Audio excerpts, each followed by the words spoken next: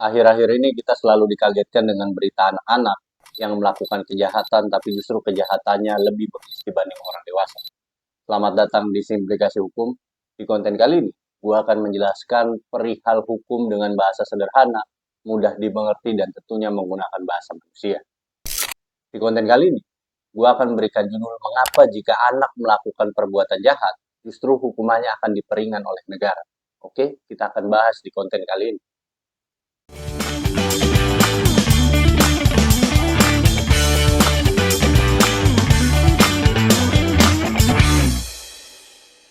Potret-potret ini sudah gue satukan dan gue bisa presentasikan ini kepada kalian. Yang pertama, kejadian baru tahun lalu, yaitu kejadian di Makassar. Dua orang anak membunuh satu anak kecil. Pembunuhan ini terjadi di Makassar.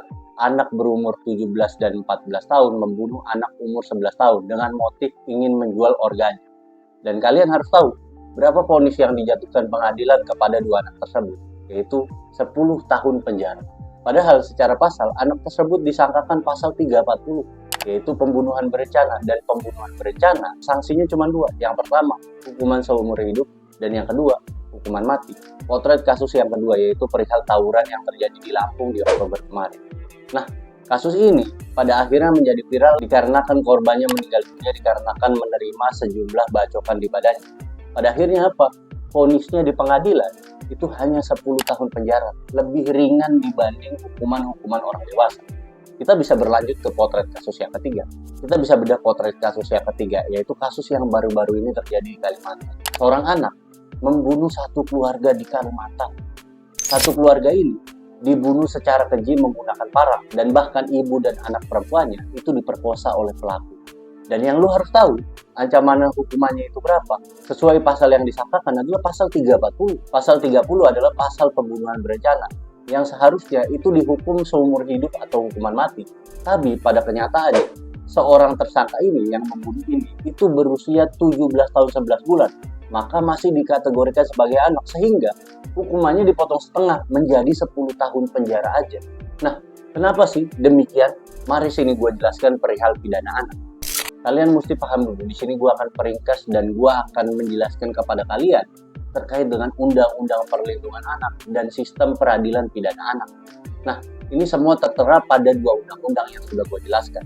Pertama, kategori anak yaitu umur 12 sampai dengan 18 tahun. Ketika seseorang melakukan perbuatan kejahatan, ketika dia umurnya di bawah 12 tahun, maka dia proses hukumnya tidak bisa dilanjut. Dia harus dikembalikan kepada orang tuanya. Itu pakem yang pertama yang harus kita pahami.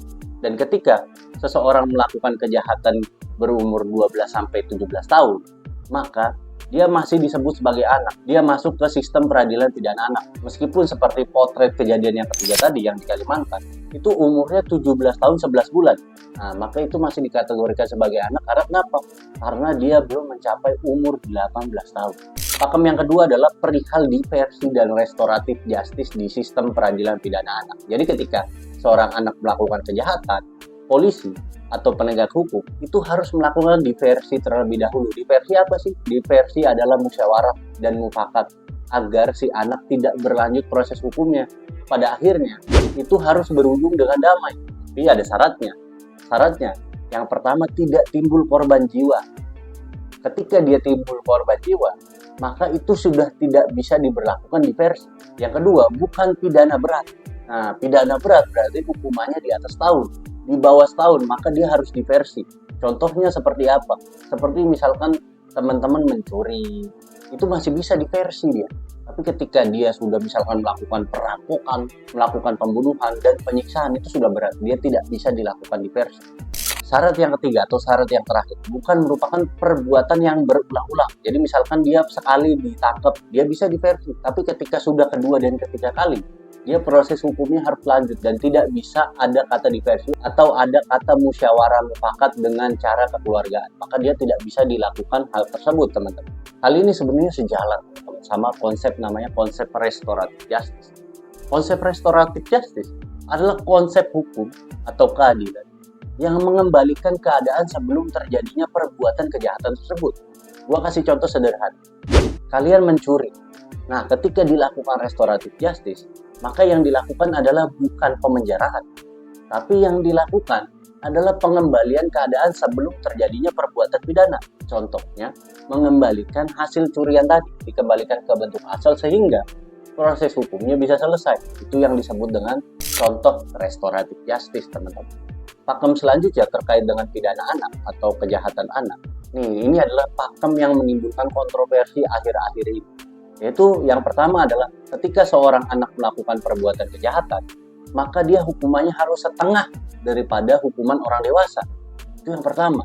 Pakem yang kedua yaitu perihal pidana mati dan hukuman seumur hidup. Ketika seorang anak melakukan perbuatan pidana yang pasalnya adalah disangkakan kepada dia hukuman mati atau seumur hidup, maka dia hanya dikenakan hukuman maksimal 10 tahun penjara. Seperti potret kasus yang ketiga kita tadi tuh, yang di Kalimantan pembunuhan satu keluarga. Maka dia hanya dikenakan atau disangkakan pasal yaitu hukumannya 10 tahun penjara karena dia masih dikategorikan sebagai anak. Nah, di sini banyak orang yang pasti protes, kenapa sih anak sudah sedemikian keji tapi hukumannya malah diperingan oleh negara. Nah, di sini gue akan taruh di kesimpulan dan kesimpulan ini. Semoga kita masih bisa meresapinya secara bersama-sama. Oke, ini merupakan kesimpulan dan analisis daripada gue terkait dengan mengapa anak sudah melakukan kejahatan sebegitu bengis, tapi masih diperingan hukumannya oleh negara. Kalian bisa baca Undang-Undang Perlindungan Anak dan Sistem Peradilan Pidana Anak. Di bagian penjelasan, di pasal 1, di situ dijelaskan bahwa negara itu melindungi anak. Dan negara itu masih melihat anak memiliki masa depan yang panjang, sehingga dapat meneruskan kehidupannya dan bisa memperbaiki hidup ke depannya untuk memperbaiki negara ini. Agar dia bisa bertanggung jawab terhadap dirinya, keluarganya, bangsa, dan negara. Itu landasan daripada undang-undang ini. Mengapa hukuman anak itu diperingan dibanding hukuman orang dewasa? Dan alasan lain yang sering gue baca di artikel-artikel atau di internet adalah yaitu kita tidak bisa membunuh satu bibit atau satu tunas ketika kita melihat dia melakukan satu kesalahan. Itu mengapa anak selalu diringankan hukuman pidananya. Dengan sistem peradilan pidana anak dan sistem perlindungan anak yang menurut undang-undang sekarang, itu banyak menimbulkan kritik dari banyak orang yang ada di Indonesia akhir-akhir ini. Dikarenakan anak-anak akhir-akhir ini itu sudah melakukan kejahatan yang justru kejahatannya itu melampaui nalar daripada orang dewasa.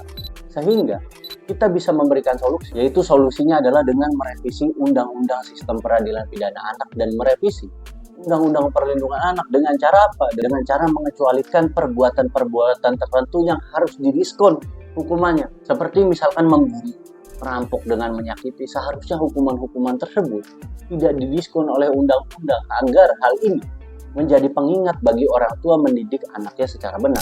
Nah, demikian yang bisa gue sampaikan. Semoga ilmu ini bermanfaat. Jangan lupa like, komen, dan subscribe. Kalau misalkan memang kalian ada hal yang pengen gue bahas, kalian bisa komen di kolom komentar. See you.